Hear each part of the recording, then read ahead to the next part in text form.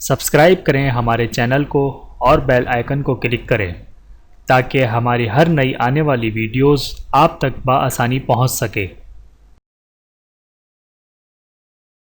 اعوذ باللہ من الشیطان الرجیم، بسم اللہ الرحمن الرحیم۔ تمام دیکھنے اور سننے والوں کو السلام علیکم ورحمۃ اللہ وبرکاتہ، اور میں آپ سب کو اپنے یوٹیوب چینل آؤ قرآن سیکھیں اور سکھائیں میں خوش آمدید کہتا ہوں۔ اور آج کی اس ویڈیو میں ہم انشاءاللہ آسان تجوید کورس کا لیسن نمبر 5 جانیں گے۔ تو آئیے چلتے ہیں اپنی ویڈیو کی طرف۔ بسم اللہ الرحمن الرحیم۔ آسان تجوید کورس سبق نمبر 5، مخارف الحروف کی تفصیل۔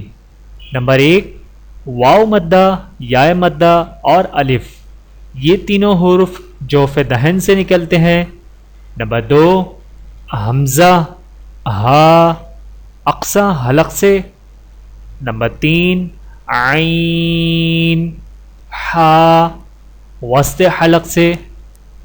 نمبر 4، غین، خا، ادنی حلق سے۔ نمبر 5، قاف، زبان کی جڑ اور لحاظ کے مقابل تالو سے نکلتا ہے۔ نمبر 6، کاف، قاف کے مخرج سے ذرا نیچے منہ کی جانب زبان کی جڑ کے قریب اور اس کے مقابل تالو سے ادا ہوتا ہے۔ نمبر 7، جیم، شین، یا متحرک اور یائلین زبان کے درمیان اور اس کے مقابل تالو کے ملاپ سے ادا ہوتے ہیں۔ نمبر 8، غاد، زبان کا ہافہ جب دائیں یا بائیں جانب یا بے وقت دونوں جانب اوپر والی 5 داڑوں سے ملے تو یہ حرف ادا ہوتا ہے۔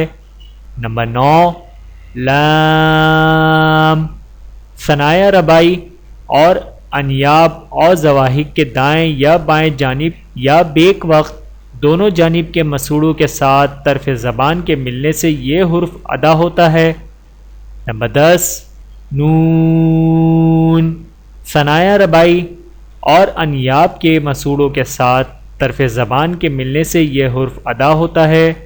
غاد، لام کی طرح نون بھی 3 طریقوں سے ادا کیا جا سکتا ہے۔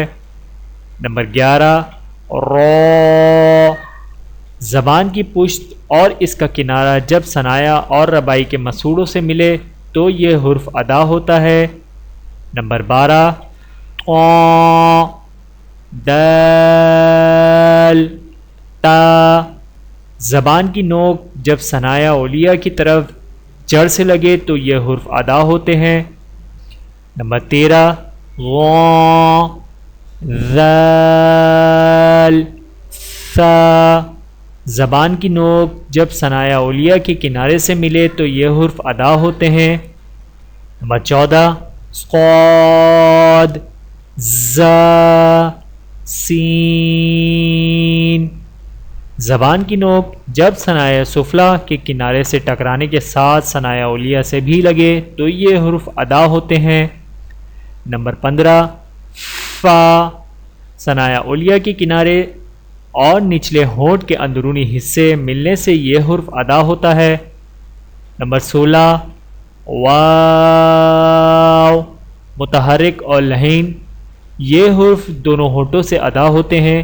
واو، دونوں ہونٹوں کو گول کرنے سے، با، ہونٹ کے اندرونی تری والے حصے کے ملانے سے، میم، ہونٹ کے بیرونی خشکی والے حصے کے ملانے سے ادا ہوتا ہے۔ نمبر 17، غنہ، یہ خیشوم یعنی ناک کی ہڈی سے ادا ہوتا ہے۔ میرے محترم عزیزو، آج کا ہمارا یہ سبق نمبر 5 مکمل ہوا۔ امید کرتا ہوں کہ آپ لوگوں کو مخارج الحروف کی تفصیل اچھی طریقے سے معلوم ہو گئی ہوگی۔ ملتے ہیں اگلی ویڈیو میں سبق نمبر 6 کے ساتھ۔ تب تک کے لیے اجازت دیجیے۔ اللہ حافظ۔ ویڈیو دیکھنے کا بہت شکریہ۔ مزید ویڈیوز دیکھنے کے لیے ہمارے چینل کو سبسکرائب کریں۔ اگر ویڈیو پسند آئے تو لائک کریں اچھی بات کو دوسروں تک پہنچانا صدقہ جاریہ ہے۔ جزاکم اللہ خیرا کثیرا۔ اپنا اور اپنے پیاروں کا بہت زیادہ خیال رکھیے گا اور مجھے دعاؤں میں یاد رکھیے گا۔ Take care. اللہ حافظ۔